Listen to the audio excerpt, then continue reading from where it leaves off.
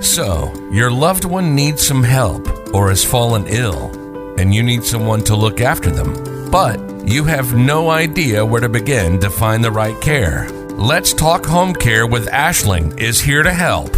Join us weekly on our journey to educate families on home care for their loved ones. Now, here's your host, Aishling.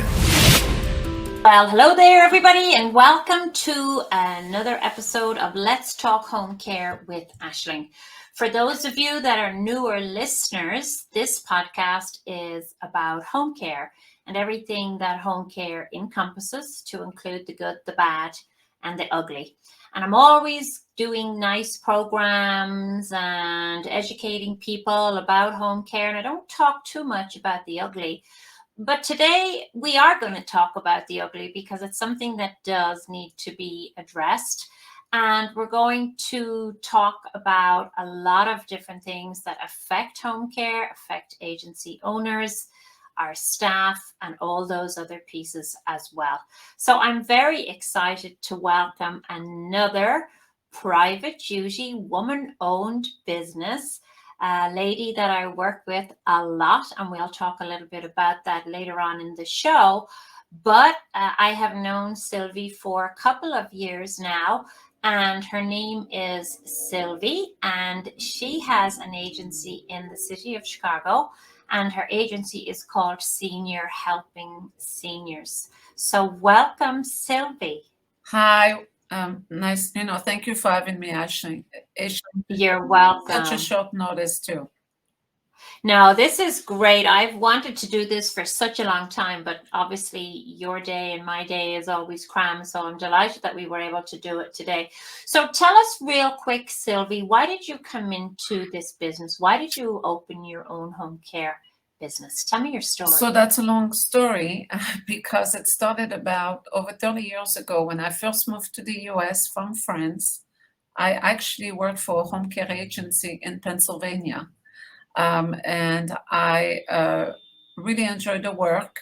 But coming from France, a lot of my relatives were older relatives, and some of them already getting home care back in my hometown and the area that I came from. And so I was always used to have older people around me, and I love to help older people. So in Pennsylvania, the work for me, when it was offered to me, was kind of a natural field. And I went to work into the corporate world. And when I got to be around the age of 50, I decided that the corporate world was going to probably not want me soon, in a couple of years, and I better try to find the next career for me. And I saw an advertisement for Seniors Helping Seniors, and I liked the fact that you could employ senior to help other seniors. I actually liked the fact that I could help two generation or two segment of population. Sure. In first helping people that were my age and older. A lot of my friends were in their 60s, and trying to remain active and still work. And then also helping, of course, the population of the older seniors that needed help. So this is the kind of like the short story. Sure. Well, thank you for sharing that. That's a beautiful story. And I think it's nice for our listeners to understand that we do what we do, not because we have to, but because we want to, right? We want to make a difference. Well, you have to love it. And you have to love it, because when you own a business, especially a small business, you have to be passionate about what you do, because you have to get up every morning, That's right. And that's right. And the reason, whatever I say, I know you understand exactly what I'm talking about. So it's easier to have a conversation with someone like you.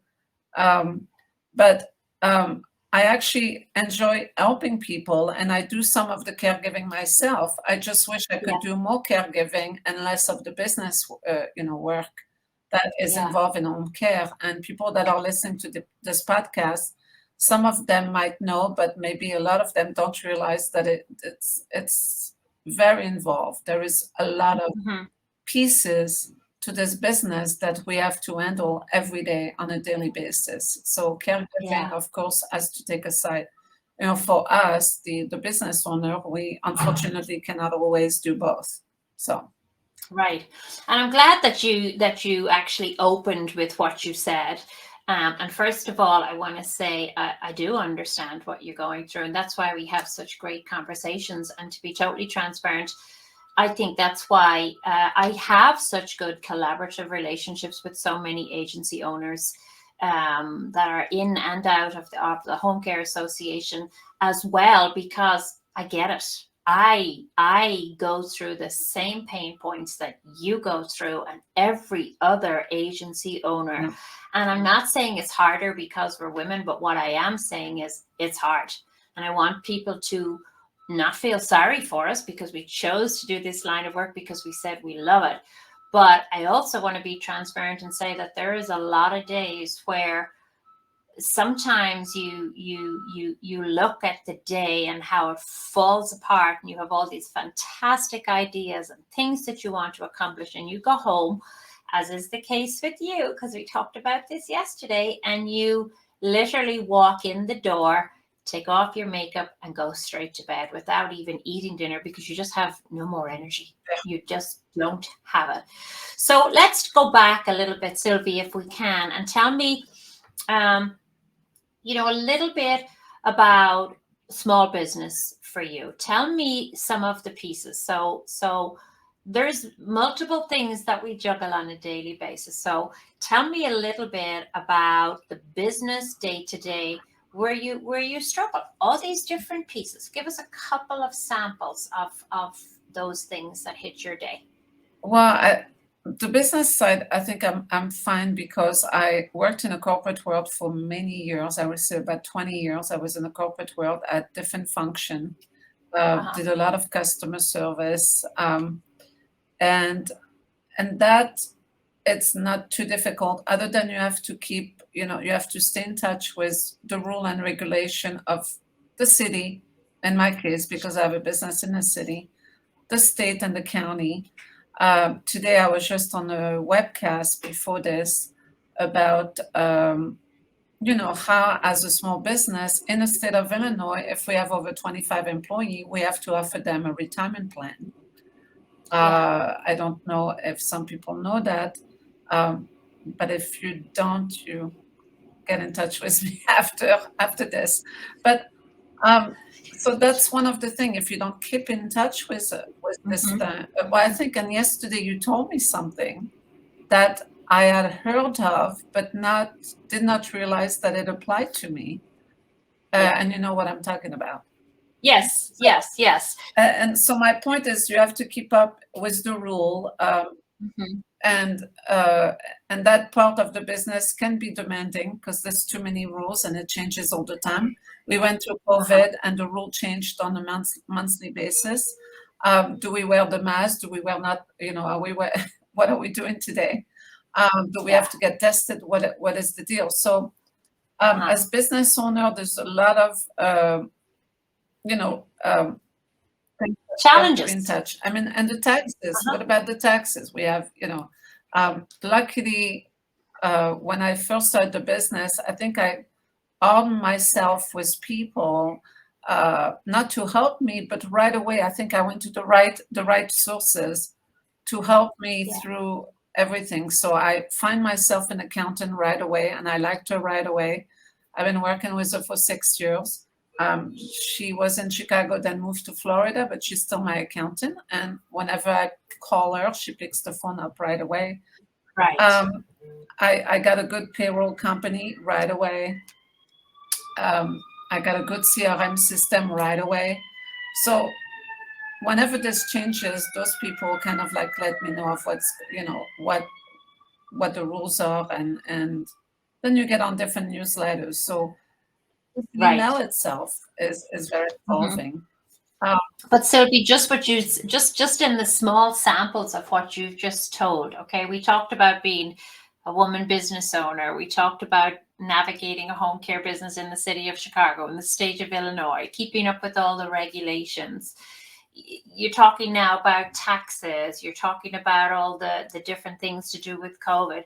So, point in case, I'm glad that you said all of that, because now the next question that I'm going to ask you is, where do you get the time to run your business when you're trying to keep on track with all of that, right? Yeah. So these are the challenges that I want to, air today that really do affect small business, because we don't have that corporate piece behind us with all these extra employees in the office that are going to be able to take this piece off your hand and manage this piece and follow up with you on something else that you want to find out. So it's quite the challenge. And I think one of the purposes of what we want to talk about today, anyway, for me, is the caregiving piece, right? Because that's one of the reasons we're having this conversation. That's one of the reasons we know each other, and we're going to go into that in a moment in a deeper capacity. But you had said something there I want to go back to as well, that you still can sometimes go into the home. And I have to say to you, kudos for doing that. That was actually when I started out, I was the only employee, as I'm sure you could probably tell that story yourself. When we started our businesses way back when, we were the only employee. And actually, that is still, although I don't have the time to do it today, that is my favorite part of all of this, is actually being in the house. It is the favorite part, because that's the one where you get the most satisfaction. If the people that you go and help appreciate you, then when you get out, when you leave, you feel like, oh my God, I made a difference today. And that's why I do a lot of voluntary work. I volunteer at the VA, or I was before COVID. And I've always, since I moved to this country 36 years ago, I actually been volunteering for a lot of organizations, including Meals on Wheels. So it's because you want to feel, you want to feel good about yourself and about helping people. So yeah, that's amazing. Thank you for sharing that. So now let's talk about servicing the clients, whether they're VA. I know you contract with the VA, as I do myself. So clearly we know, Sylvie, that there's no shortage of work. And we'll do this on another podcast where we can just talk about the changes and the storms that we've weathered since COVID came.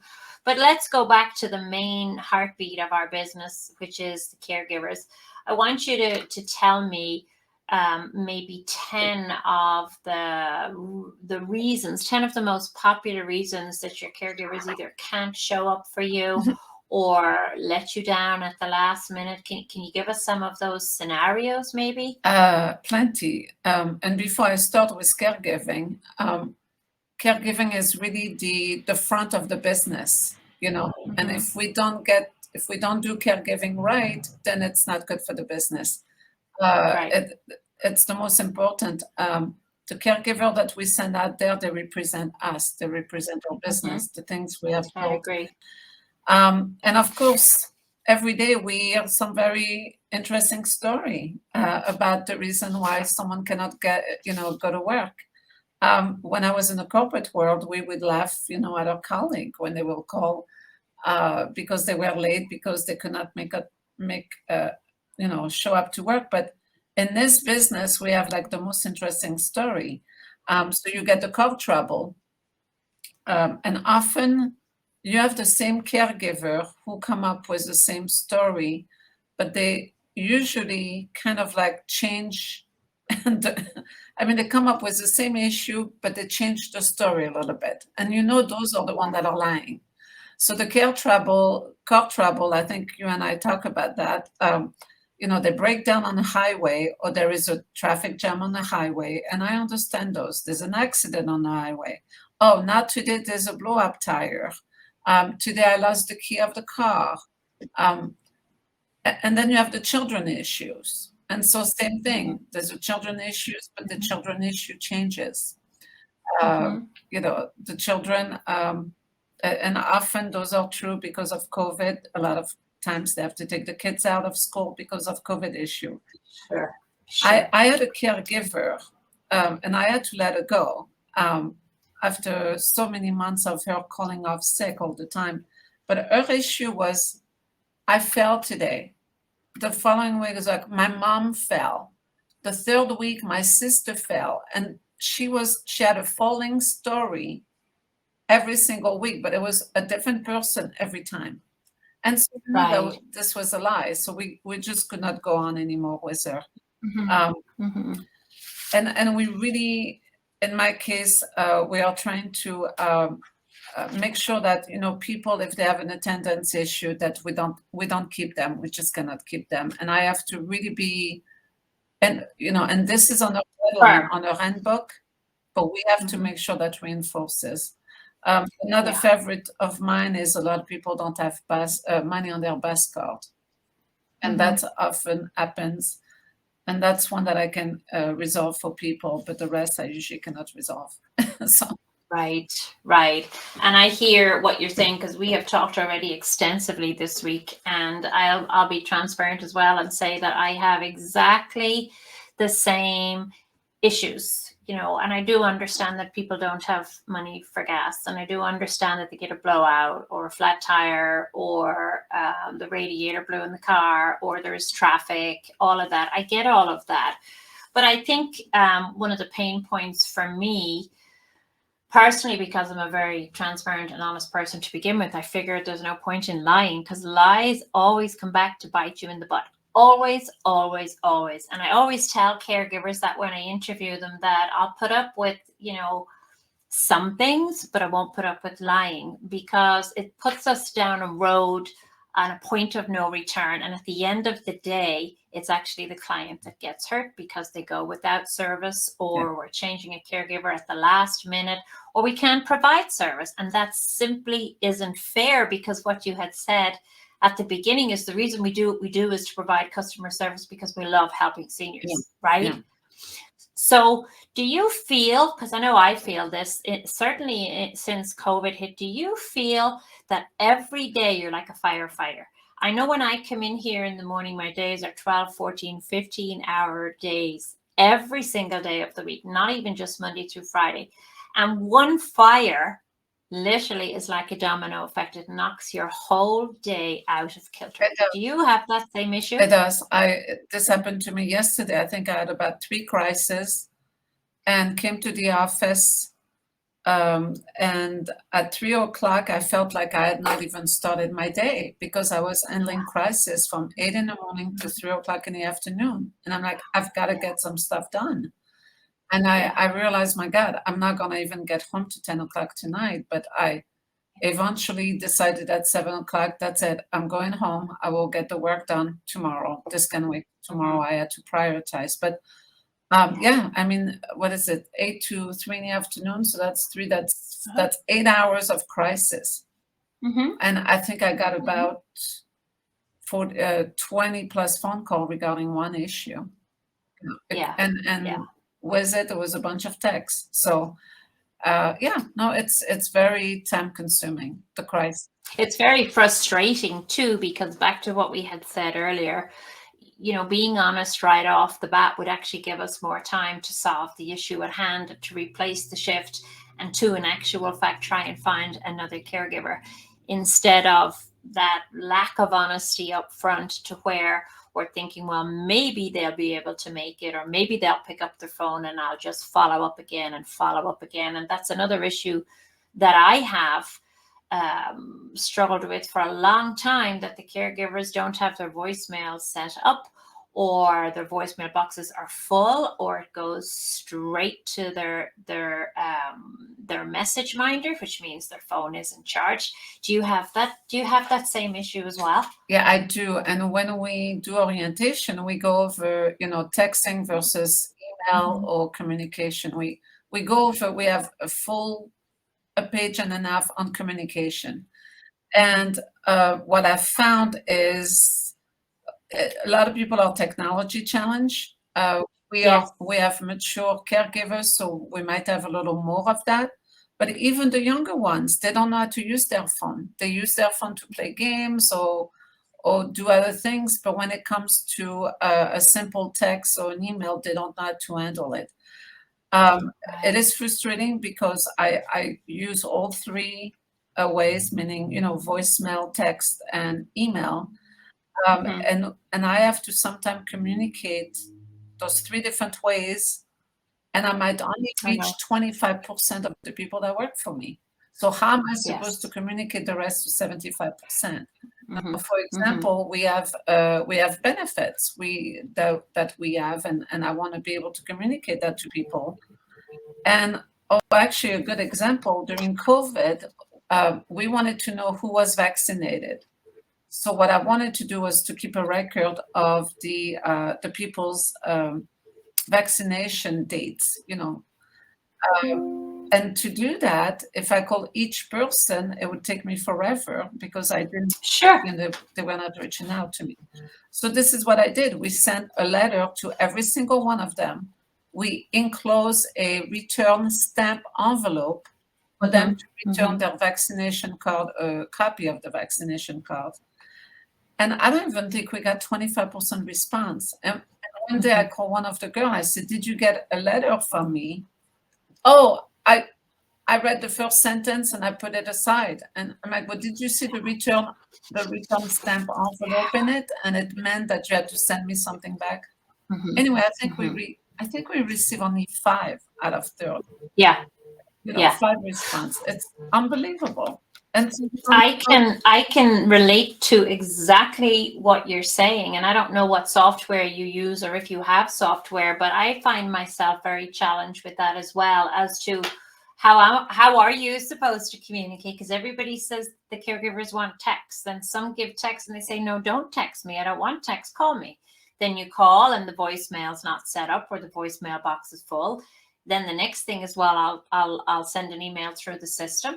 Then you know that they didn't read it because you can see who reads their emails and who doesn't. So you have that. So then you have to go to their personal email. And like you said, when you're trying to get a hold of somebody in a hurry, to have to do 5 or 6 different layers to try and reach one is insanity for you and for me. And even beyond this sanity piece, it's incredibly stressful and frustrating when you might do that by 4 or 5 or 6 caregivers and you don't get a response. So I would ask the same question that you're asking. How do our caregivers want to be communicated with? Because communication is the success or the failure of a company. really, And it has to work both ways. There's no point in us training them and orienting the caregivers and saying this is how we do it when they're receiving the information but they're not reciprocating. yeah. And years ago, I actually had a sheet, and we went to each person and we say, "How do you want us to communicate with you?" Yeah. That that didn't work because But Sylvie, who has the manpower? I mean, how many care coordinators do you have sitting in the office to say, okay, one care coordinator, you're going to manage all the caregivers via email. The other care coordinator, you're going to manage these caregivers via phone. And the other care coordinator, you're going to do it by text. I mean, that's not realistic in today's world. There has to be a central system that everybody has to be able to follow because that's the way it is. Or is it changing? It has COVID changed all of this, do you think? Do you think people are not reading their letters or not emptying their voicemail boxes because they're living their lives in a sense of activity? Or like, what is it? no, I don't think Tell me and we'll help you. I don't think COVID changed a lot of change anything when it came to when it comes to communication. I mean, communication is, I think it's learned, or I don't know. I have another tool called ZipWhip, and I know some home care agency use that one, and I think that they're going to go away in the middle of the year. So I don't want to talk about it too much because it Sure. might not be relevant in a few months. But Right. it's a tool that you can bulk text everybody because you do it on your desktop. You can do it on your desktop or on your phone. Nice. Mhm. And so I send bulk test to I'm sorry, bulk Text. to people, and I have them in categories. So I have the current caregivers, and I might have prospect like applicants. Sure. And I can say I send a bulk text saying I have an open shift for tomorrow, for example. And I usually get good response when I do that. Why? I don't know. I mean, everybody's getting the text, but the people that have flip phones, and we still have people that have flip phones, but it does work because it comes from the business number, and maybe they don't ignore it, but sometimes they ignore that business number too. So I don't know. I don't think you can win on. I mean, I don't know what to do about communication. I think that's another podcast in itself. Yeah. No, it most definitely is, and not to be negative about it, I just think that it makes our business so much harder than it has to be if people would just pick up their phones. And I actually say that to my own children as well. I say, don't text me, just pick up the phone and call me. What's the point in texting me to say hi? Just pick up the phone and say hi. For me to have to respond back via text, and the same for our caregivers, it takes way longer.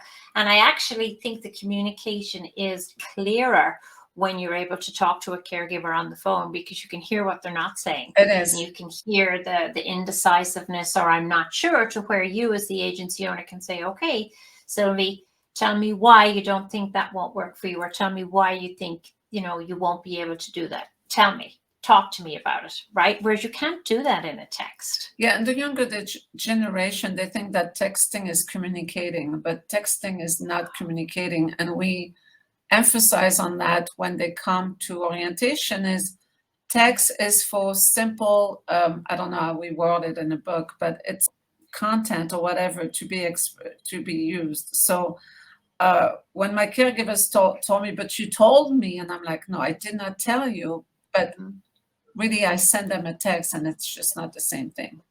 And I agree. A quick funny story that happened just like last week is when I texted this person, and she had not shown up to work once or twice the day before, and I said, "Are you going to work tomorrow?" And she responded to me by text, and she said, "I don't like the way you talk to me." And I'm like, "I'm not. I'm sending you a text." So there's two ways to say, are you showing up at work tomorrow, or are you showing up to work tomorrow? But we don't know because it was a text. But to her, I was talking bad to her, and so this is a caregiver who did a no call, no show the day before, or twice before. No, she did call. She was sick. So I wanted to know if she was going to go to work the next day. So I said, "Are you going to come? Are you going to work tomorrow?" And she took that as a negative. Perceived. Yeah. Mm-hmm. So, and I explained to her this was not a talk, this was a text, and it's not the same thing. But they don't get it. They do not get it. So, do you think, Sylvie, the caregivers that do this work, do you really think they understand this piece of healthcare? Well, first of all, they don't understand what it takes to be a business owner. They think that you and I, Aishling, we are the big boss and we make beaucoup money, and it's not true. Because when you count all the hours that we work, we're just not, and I think that if you and I, we had the answer to all of those problems today, we would not be here. I think we would be wealthy. We would be probably on a Mexico beach or something, having a cocktail. But no, I think the caregivers do not understand that. They also do not understand that the senior person that that they are helping needs your help, and they have to be at work because of that. Because it's going to affect not only that person but 5 other people. It's going to affect the relative of that senior that you're trying to help. It's going to affect me, the boss, and maybe 3 other caregivers that I'm going to have to call to see if they can fill in for you. So no, they don't. There's a difference. People, they either want to help or they just want to do this work because they need money. Now, with more mature adults, we find that people do this work because they want to help. Right. And so they have their heart in a different place than the one that just need a paycheck. Yes, and I've heard that from I realized this week in talking to you, I knew the name of your company was Seniors Helping Seniors, but I didn't know that your workforce is that little bit more experienced, so to speak. And I have heard that with a lot of agencies that I've talked with over the course of certainly the last 3 or 4 years, that if they could select, they would prefer to have somebody that's been, like you said, maybe raised their family. They're doing this not for the paycheck, but they're doing it because they want to do it, not because they have to do it. And sadly, of course, this is a great job for a person who needs a job, but we also know that they have to want to make a difference in the lives of what they're doing, that you can't just, show up when you feel like showing up and calling off when you feel like calling off. Even if it is your job just for the paycheck, you still have to show up consistently. I think, if I may be so bold, I actually think that because home care is a newer entity in the healthcare space, I think it only first came to fruition back in around 2002, probably wasn't licensed till, I don't know, 2008, 2009, something like that. I think that people think, clients as well, by the way, that whatever goes can happen in home care because it's casual and it's in the house. And sadly, you and I both know there is nothing further from the truth. Yeah, no, and it makes me feel like, I'm surprised that you say anything goes. I think that people that get our service have an expectation. They really have a need. They need help sure. with their mom or their father, their family members, because they cannot do it themselves. They are at work. They don't want to leave the person on their own, for example. So it is, we are a necessity, but because some caregivers lack, ethics at work, going to work, showing up to work, doing the job right, it gives us a bad name, just like a car salesman. How car salesmen Yes. have bad names, but Uh-huh. but we do such a tremendous job for people that we've got to change that. It's got to change. I agree. So I agree. And another thing that I've seen that we need to change, and I'm not quite sure how. And as a joke, I say to some of my caregivers who are habitually late by 15 minutes, they're habitually late every day by 15 minutes. It's almost like their style or whatever. And maybe one day out of 5 or 2 days out of 5, they might land on time at 9 o'clock. And I call them and I say, so what's the excuse today? You have to be on time. If you're supposed to be there at 9, then you actually need to be in place at 8:55. And we joke about it because we have those frequent flyers as well. And I would say, I'm going to buy you an alarm clock and I'm going to make sure that it's set 15 minutes earlier than the clock tells you, so that you're there 15 minutes early. Yeah. And I say to them, you have beautiful iPhones. Why are you still late? You have Google Maps on your phone.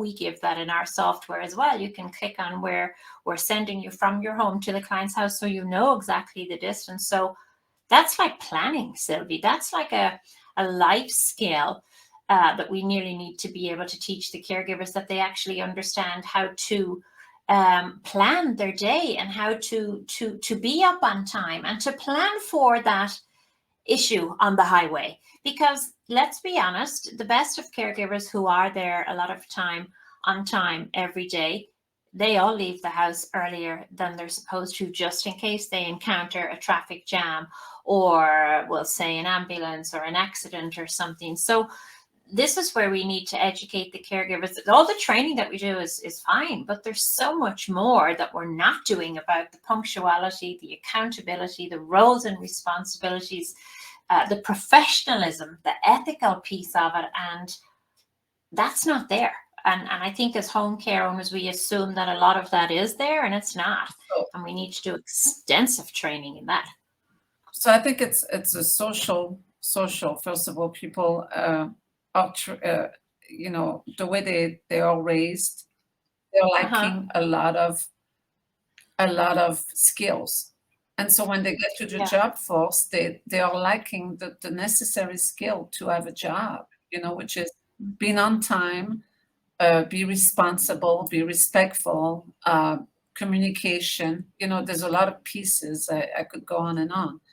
But you were raised in Europe like me, and I'm not going to say anything negative, and I'm not saying this country, but I know that the way I was raised with certain ethics, is what I see lacking in a lot of people. My partner in life was raised by a family that was mainly German.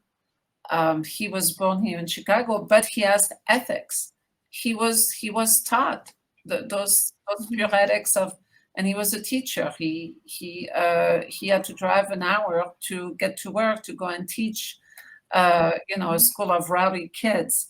And trust me, as a teacher, you don't make much money, but he showed up to work like you and I show up to work. And yes, we are on time all the time, because that is important. But for some reason, a lot of people like that social, those skills, those ethic skills. And I have some great caregivers that I can tell you exactly which one are on time, which one are always half an hour early.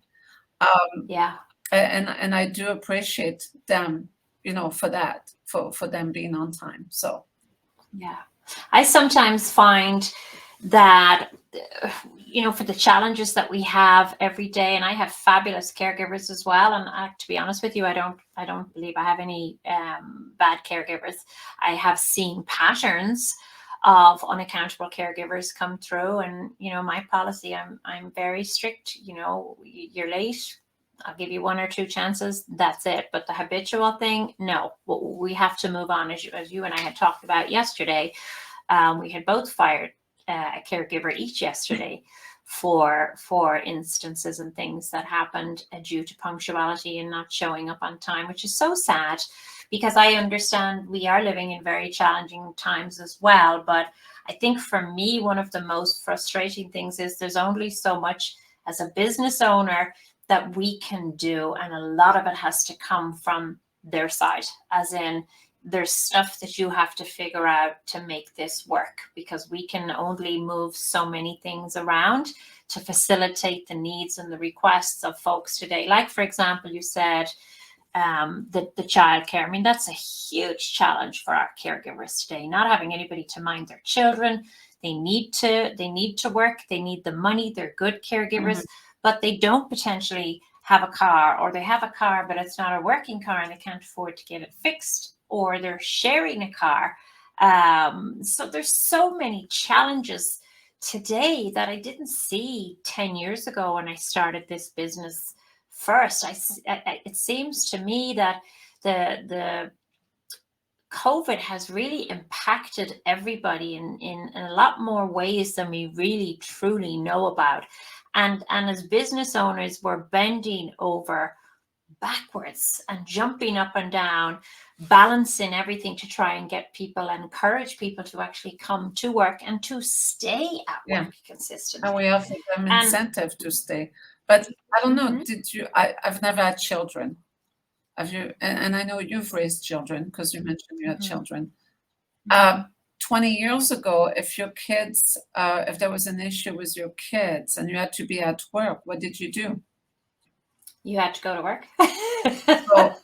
and I don't. You had a backup plan. You always had a backup plan. You had a backup plan. So I don't have children, so I don't want people to be worried. She doesn't have children. She doesn't understand it. But by the way, when I first came to this country and before I left France, I took care of children. I took care of other people's children. So even though I don't have children, I know the responsibility of a child. But that's what I don't understand. Even when your car broke down, I've had many crappy cars, and I don't know if I can say the word crappy on podcast. You can, of course. But if my car broke down, I left the car on the side of the road and I would go to work. I still made it to work and probably was on time for work. It doesn't matter, I still did my day. I still did my 8 hours. I had a story is I broke my jaw outside my job one time. And during my lunch, I went to the emergency room and I came back to work. And I worked. Oh my goodness, you are good. Bleeding from my chin because I cut myself in a fall. Anyway, what I'm saying is people is like, well, my car broke down. I'm like, well, I still expect you to go to work. But then if you say, and this happened to that same person that I was talking about earlier, that say I talked to her badly on the text. This person said, I did not feel bad for her when she told me that her car was towed. Her car got towed. Now, it is not my fault if the car got towed, you know. She parked it in the wrong place in the city. She didn't look at the sign, whatever it was. But I was supposed to feel bad because her car was towed. And she told me at 1:05 that her car was towed when she should have been on the job at 1:00. So 5 minutes later, and she wasn't going to call me. I'm the one who called her. So what I'm saying is 20 years ago, even 10 years ago, people would still get to work, whatever problem you had that day. People still had a sense of responsibility. This is my paycheck. I need to make the money. I will go to work no matter what, you know. Right. Or like you say, you have a plan. So why don't people have plans anymore? Because somehow I'm supposed to bow to them and I'm supposed to feel sorry for what's going on. But you and I, we've had car trouble. You might have had children issue, maybe not for me, but I've had other issues, and we survived. We made it to work. We had, you know, so. Well, I think things are changing as we evolve in the world, and I just want to go back to something I said. You know, that I always had a backup plan. I didn't, of course, go to work if there was an emergency with my child. And I mean a true emergency, like a hospitalization or something like that. Of course, I would have called off. So I just want to put that out there, that I wasn't, you know, there was reasons where I wouldn't go. And that would be one of them, because that was a serious enough infraction, so to say, or something that happened that I couldn't show up. But in regards to the generation, you know, that we have today, I think a lot of it is they don't know necessarily how to communicate, or maybe they haven't had that respect in the past from maybe other businesses or other agencies that they've worked for, and they kind of think we're all the same, and we know that we're not. I think that's a big issue as well. And I again say to people, we only have one chance to show up and shine, to make the first impression. So when you're late on the first day, that's not how we start out a job. And chances are you're probably going to lose that job, because people don't have faith, right? You go out, I go out, our names are on the marketing materials, our name are on Google, and we tell people how we're going to deliver the care. And then if that doesn't happen, you may be given one chance, maybe by the family. But I have found since COVID happened that I'm spending more time calling the clients to tell them that the caregiver is going to be late because, or the caregiver is not going to be there today and I don't have a replacement. And that just, it kills me as an agency owner, not because of the money aspect. It kills me because I said we were going to be there, and I will move mountains, as I know you do. Yeah. To get a qualified, skilled person there. And when you can't, it actually upsets me. Because it upsets me. It's your reputation, and you've worked so hard to build a reputation. And in one phone call to those people, your reputation is tarnished. I know. I completely understand it. You do the review every month, I'm guessing.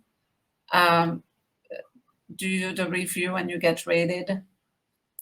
No, I don't have that. Okay, so I do that, and that's where I see the people negative comment about services, and I strive to be the best. Okay, we all do, because that's the only way. Like I say, reputation is the big thing for us.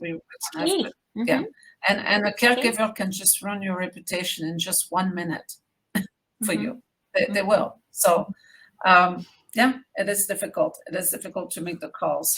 I don't like to make the calls, and I have somebody who I had to do that twice in 2 weeks for the same person, and someone who gets services 7 days a week, and I know she cannot go without the services. She does have a son that can take care of her, but he gets upset because he's probably burned out from taking care of his mom. Yeah. And that's actually, that's something that you and I worked on. And this is probably very rare, but again, I'm going to be honest. I sent a client to you because I knew that you do the veteran contract. I do the veteran contract. You were in the city. I wasn't.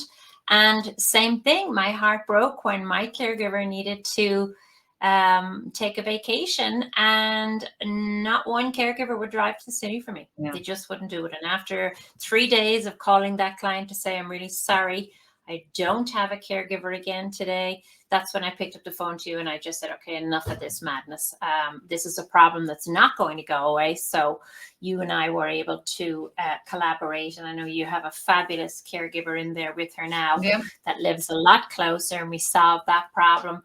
And clearly, obviously, this week, the last 2 weeks, we've been helping each other in the same issues that now are repeating and raising their ugly faces, where we have caregivers that can't make it to work. And I'm calling you to say, do you have a caregiver in this particular area that can possibly help this client for the next week or 2 weeks? And I think that's where the future of home care is going, Sylvie. I really do. I think we're all going to have to dig deeper and start trusting the relationships that we have with each other to be able to supply the need for the care. You mean we're going to have to, work together. And it's true. And you know how long I've been trying to work with other agency, Aishling? Since I started this business, I approach, I went to other agency myself physically, knock on door and say, listen, I started a business here in Chicago and I would like to work with you. If you have someone, you might need one of my caregiver, I might need one of your caregiver. And you know what? I've gotten door shut at me. Seriously. Well, I'm so glad you said that, because I never want to be that person that says, I told you so. But I'm going to be that person today that says, I told you so, because I have been talking about this for 7 years. And people are competitors of mine and they're like, oh, no, I wouldn't do that. I wouldn't do that. But now we're in a different world. I don't even know if we're out of the pandemic, but we're 2 years into the pandemic. And the reality, the statistics and the numbers don't lie. You know, they say with COVID, follow the science. Well, in home care, follow the numbers, right? Yeah. We have the baby boomer generation now that is exploding, right? We're all of us looking in the same places for the same caregivers that aren't there, right? So therefore, as this baby boomer explosion begins to get bigger and bigger and bigger, and the workforce shortage, how do any of us think we're going to survive this unless we start collaborating together? Yeah. I mean, to me, it's so obvious. And sometimes I feel like banging my head against the wall to say, wait a second, am I the only one who's seeing this? Yeah. No, and when I'm out there doing caregiving, I approach other caregivers. I'm poaching, you know. I guess that would be the term, poaching, because I'm trying to recruit caregivers that I see on another job for someone else. Yeah. You know, hey, would you like to come and work for me? That's what I do. And so those people, I work for another agency, I'm like, well, that's fine. You can work for me too. So a lot of our caregivers work for multiple agencies. Absolutely. I got a call this morning from a caregiver. I work for this agency in the morning. I want to work for you in the afternoon. So, and I've experienced exactly the same thing. And I think, in fairness, sometimes to the caregivers, I think I interviewed 5 caregivers last week. And when I looked at their resume and I saw that they have 5, 6, 7 years experience, I asked them, I said, can you give me your certificate of training so we don't have to reinvent the wheel? I hate reinventing the wheel. I love simplicity, right? And they looked at me like a deer in the headlights. And I'm like, do you not have any training certificates? And they're like, well, we did the training. And I'm like, then go back and get your certificate, because I don't want you to have to sit here for another 7, 8 hours to do the same stuff that you've probably done 10 times over in the past 7 years with all the different agencies. That's a pet peeve of mine, or a bone of contention, so to speak, that agencies don't give their caregivers the certificates for the training that they've done, because they've earned it, they've put in the time, and they are entitled to it, so that if they do go down the road to work for you, right, that you're, and they say, I worked for Aishling Home Care for 6 years, why would you waste your time putting them through the same training modules again? I mean, that's just not fair. Yeah. It's nuts. Yeah, we asked them the same thing. Do you have your certificate? Uh-huh. And I would say 90% of the time they don't. They don't. What? Yeah, right. And we do it Right. online, so we have the Mhm. certificate online for them. Right. They can Right. retrieve their account and print the certificate, or we can do it for Mhm. them. So yeah, no, and Yeah. but you can only But back to communication, what I'm saying is that half of them don't, probably 90% of them don't even realize that they can ask for that certificate. Yeah. And back to the communication piece, I had this conversation this week with caregivers as well. Caregivers need work. So why can't they work for me and be transparent and say, Aishling, I'm going to work for you 5 days a week, but I also work for another company called Seniors Helping Seniors in the city, and I work from them, 4 to 8 the same days. That's great. Yeah. Then I'll block you off after 12 o'clock and say that you're not available to me. I understand that, right? No, and I love those because I know that they have a steady job with someone else, so they're going to be steady with me. They need extra money. Mm-hmm. But they're gonna be good for me. They're not gonna be, no call, no show, because otherwise they will not be employed with the other person. So it does show that they have at least they can maintain a job. So it gives them better, more credit. So right. And it's important that the caregivers again are honest up front and say, I'm here because I'm looking for a job. And I hear a lot of people say, I'll say, what's your availability? And they'll say, I have open availability. And then when you really start drilling down and say, no, I'm only available from 3 o'clock in the afternoon to 11 o'clock at night. And I'd say, why is that? Do you have another job? But they don't necessarily reveal that. And that's okay if you have another job.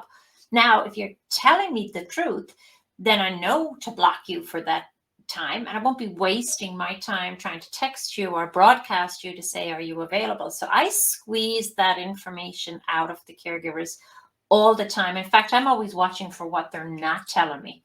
And that's where I go to find out what I need to know, because they don't always tell you.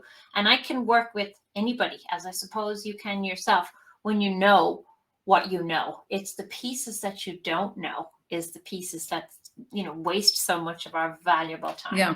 No, but I don't have that problem, Aishling. I think most of they will tell me who they work for, and I often ask them anyway during the interview. Yeah. We do ask them, do you work right now? Are you employed right now? Yeah. So yeah. No, they will. And then if they say, well, I have another job somewhere else, I say, then tell me what days can you work? And then Sure.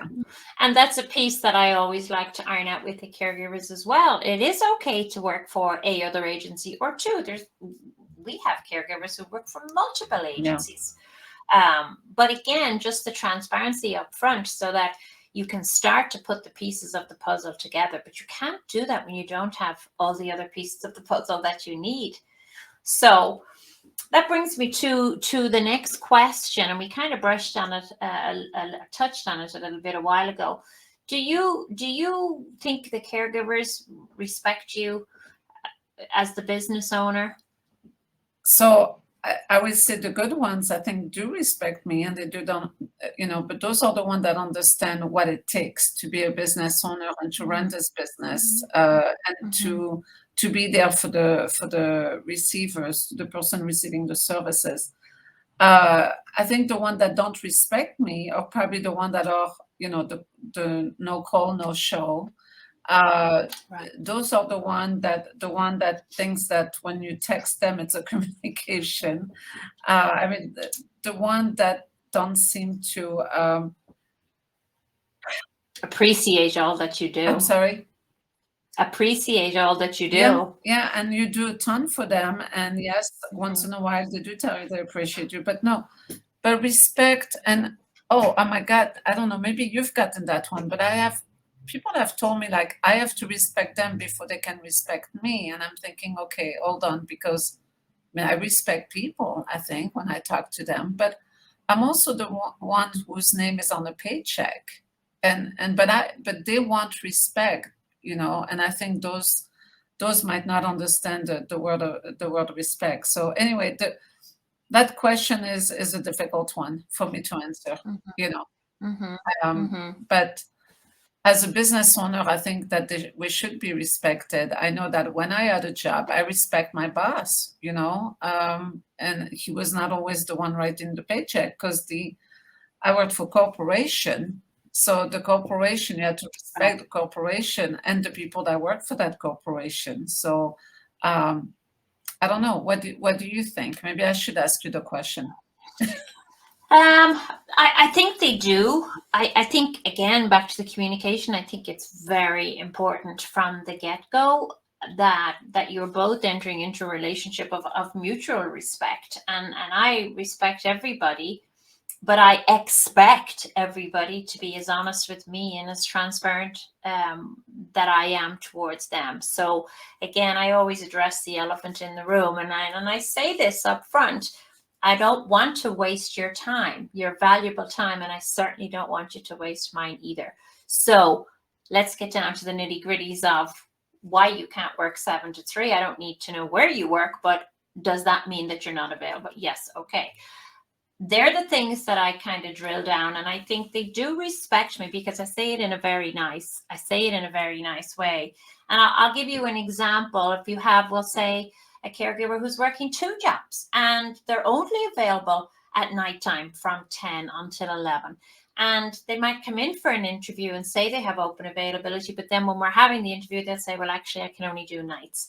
Now, the position that maybe we posted wasn't for nights, but you have a candidate who's sitting in front of you who's shown up. So, of course, you're going to interview them.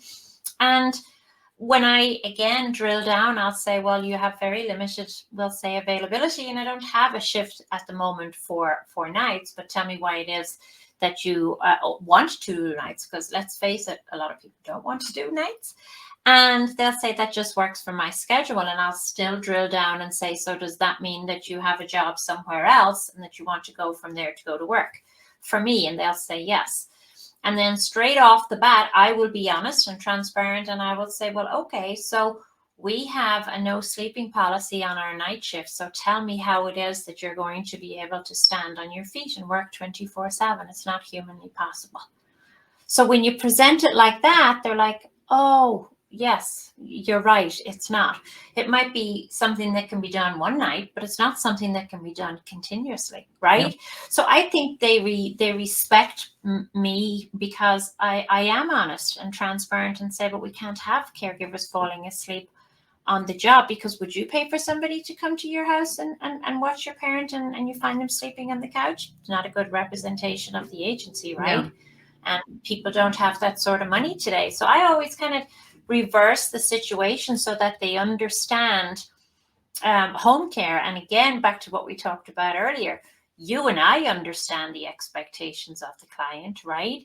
You and I manage those pieces, but I often still think that caregivers don't fully understand the expectations in this role. And it is a very serious role because no matter what, Sylvie, they're in somebody's home, they're in somebody's space. It's very personal, it's very private, and there's boundaries, and they still have to be able to take on all of those pieces, show up on time, and deliver stellar caregiving.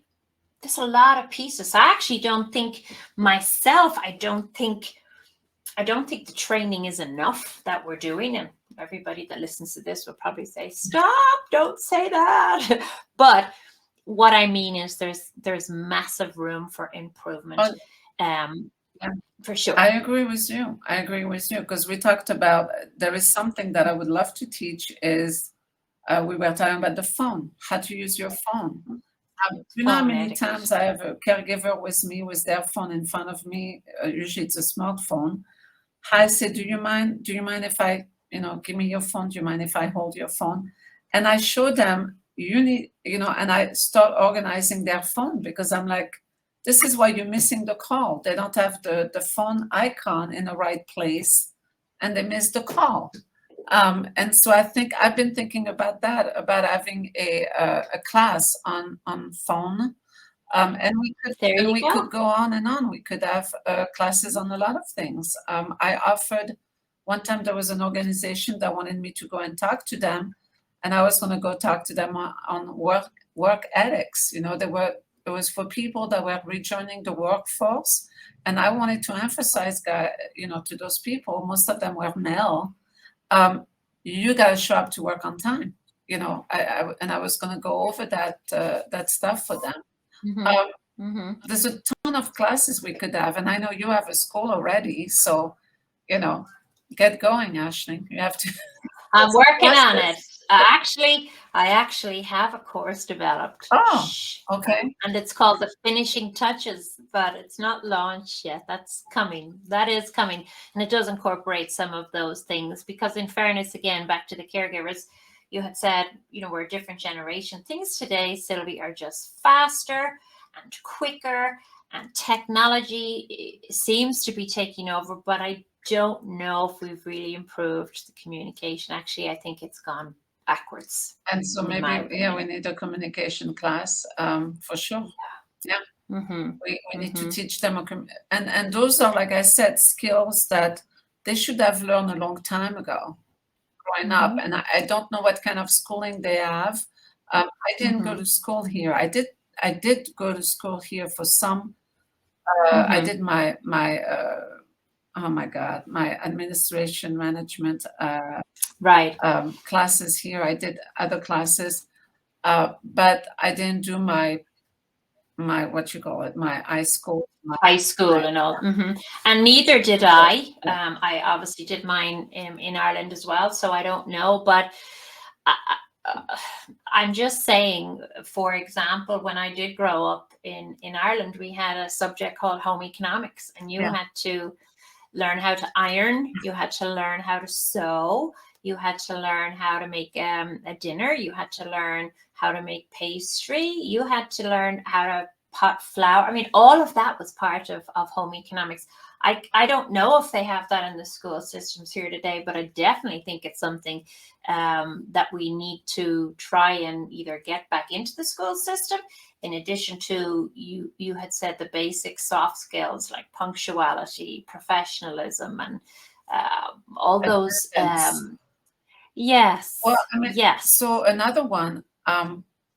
I know people, this new generation, they don't know how to write a check or even put a stamp on an envelope.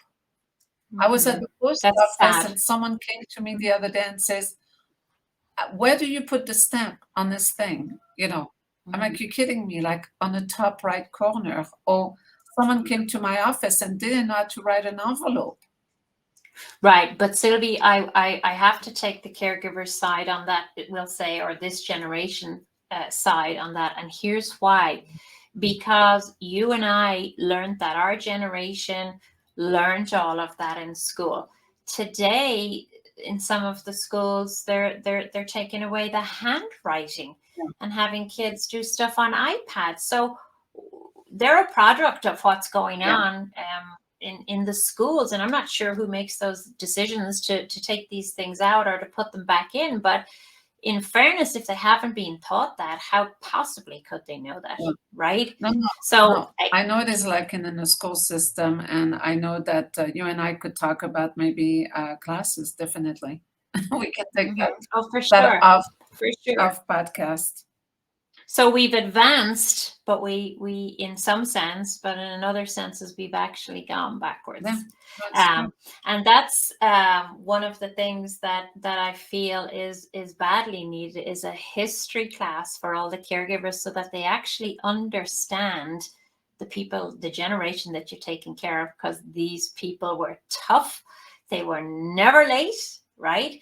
They had routines and they never veered from that, and they saved and saved and saved. They're a tough generation. Amen to that. One of my best caregivers, she's 85 years old. Wow. And she could give you a lesson on what she learned in life, and she's still applying it to today. And the reason she still works for me is because I feel like she's a role model for my caregiver, And she's up front the line of the work, because she is the one who talks to the caregiver, to the applicants, to people to apply for a job with us. She's the first person that speaks to them. So at least she can vet them for me, you know. Um, and that's the Nice. reason why she still works for me, because Yeah. she has all this knowledge, and she can tell me right away if someone is going to be good or not, you know. Yeah.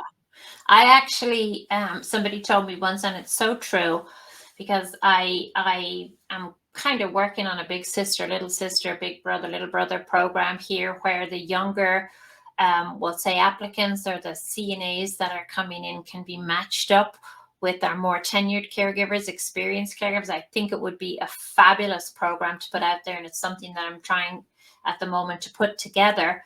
But not because the younger generation doesn't know anything. It'll actually work both ways, because the younger generation can learn from the more tenured caregivers and the experienced caregivers on how things need to be done in the home, and the punctuality, and how to do things in the house and whatever. But the younger caregivers can teach the more tenured caregivers the technology piece where they struggle, right? So I definitely think there's certainly things that we can do there in the future to improve what we're doing, and to help the young folks today that come into this line of work to really understand the seriousness of home care, because it is a real job. And of course, we have to somehow, Sylvie, figure out how we pay the caregivers more, because it's tough work.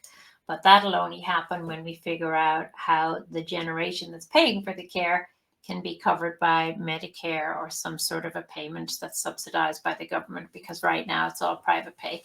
So And we have a lot of work to that's do. another topic that we could go Yes.